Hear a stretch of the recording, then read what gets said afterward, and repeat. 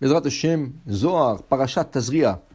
Isha ki Tazria, Tanen Isha Mazra Techila Yoledet Zachar.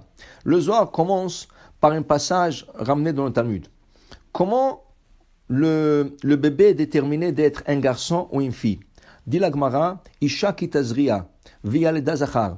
Si la femme, elle reçoit son goutte de semence en premier, qui est l'ovule, c'est l'ovule qui va en premier, avant que la goutte de semence de l'homme, elle sort, alors, Vialda Zachar, ce sera un garçon.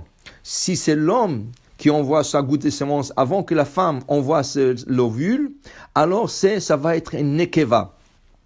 Alors le Zohar il dit Isha ki tazria tanena, on a déjà appris dans le Talmud, Isha mazra trila, quand c'est la femme qui envoie son ovule en premier, yoledet zachar. Rabbi Acha, alors Rabbi Acha amar tanena kucha berichu gazar alaitipa iudachar inukba.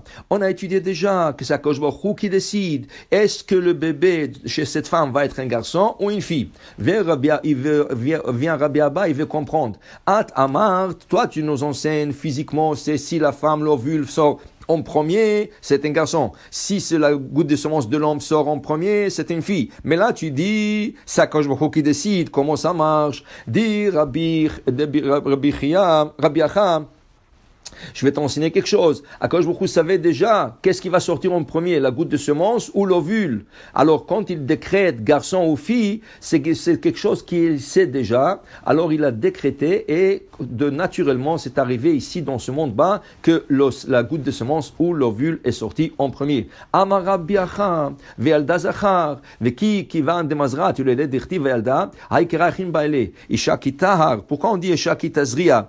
Il doit dire isha ki tahar. Alors il dit ici, Rabbi aussi nous enseigne, iteta min yomadit aberat, adioma de olidat, letla befuma, il dit là. Depuis le jour que la femme trouve qu'elle est enceinte, jusqu'au jour qu'elle accouche, tout ce qu'elle pense, c'est est-ce que ça va être un garçon ou pas. C'est sûr que beaucoup de gens veulent un garçon en premier. Pourquoi? Parce que le garçon, c'est la suite de son père. C'est après 120 ans, le père, il a quelqu'un pour dire Kaddish. Okay? C'est important d'avoir un garçon. Alors tout le monde veut un garçon. À un certain point, tu veux plus de garçons. Tu as une fille, tu as 2 garçons déjà. Toute la maison renversée, ils se bagarrent toute la journée. Tu veux une fille pour calmer. Et la fille calme, c'est vrai. Mais c'est vrai que les gens veulent un garçon. Alors la femme, dès qu'elle tombe enceinte, toute la 9 mois, imaginez-vous, pendant 9 mois, dit Rabbi aussi, elle pense seulement, est-ce que ça va être un garçon? C'est pour cela, on dit que, est-ce que c'est permis dans le ultrason que quand il vous demande, est-ce que vous voulez savoir que ça va être un garçon ou une fille, qu'est-ce que l'halakha dit? L'halakha ne l'interdit pas. Vous avez le droit de le savoir. Mais sachez une chose, quand vous le savez, si vous voulez absolument un garçon, et on va vous dire que c'est une fille, pendant 9 mois, ou le mari, ou la femme, ou les deux vont être tristes. Parce qu'ils attendaient un garçon, par exemple, ils ont 3 filles, ils attendaient un garçon, on leur dit, voilà, une 4e fille, une 5e, une 6e, une 7e, ça va rendre triste. Pendant 9 mois, vous voulez être triste. Alors on dit, Tamim tiei Mashem Elkecha.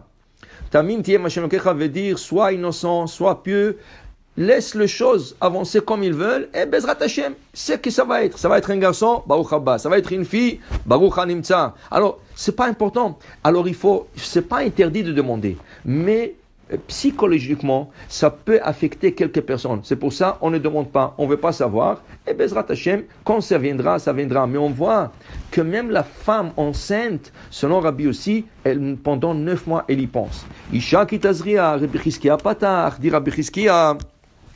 Isha ki tazria, marabou ma'asecha Hashem. Regardez les œuvres d'Hashem. Combien ils sont grands. Kamasagiim de Malka Kadisha. Mata le barnash. Le bébé qui sort dans le monde, c'est comme un homme qui prend des grains de